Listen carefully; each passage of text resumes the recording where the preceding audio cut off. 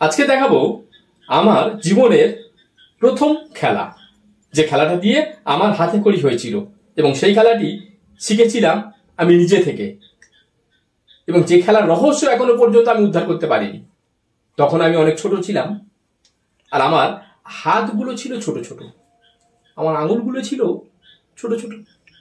তখন আমি এক প্যাকেট তাস হাতে নিতে পারতাম না, তাই টেবিল থেকে নিয়েছিলাম 6টা তাস। এই যে 1 2 3 4 5 আর এই 6। আবার দেখিয়ে দিই, 1 2 3 4 5 আর এই 6।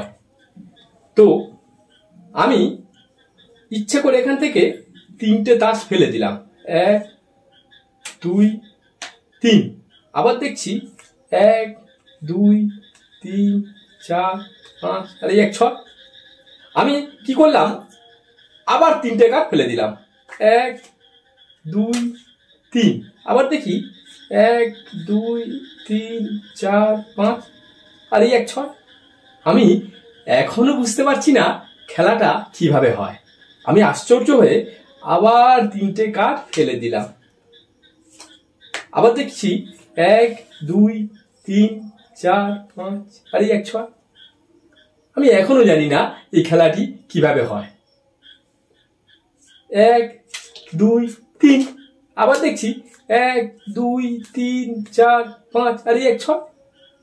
আমি এখনো জানি না খেলাটা ঠিক কিভাবে হয়। আমি যদি আবার ফেলে দিই 1 2 3, তাহলে দেখব 1 2 3 4 5 আর এই 6। এই দেখুন, আবার দেখুন 1 2 3, 1 2 3 4 5 আর এই 6। আমি এখনো বুঝতে পারছি না খেলাটা ঠিক কিভাবে হয়। আর আমি যখন বড় হয়ে গেলাম তখন দেখলাম আমার পছন্দের তাসগুলো অনেক বড় হয়ে গেছে।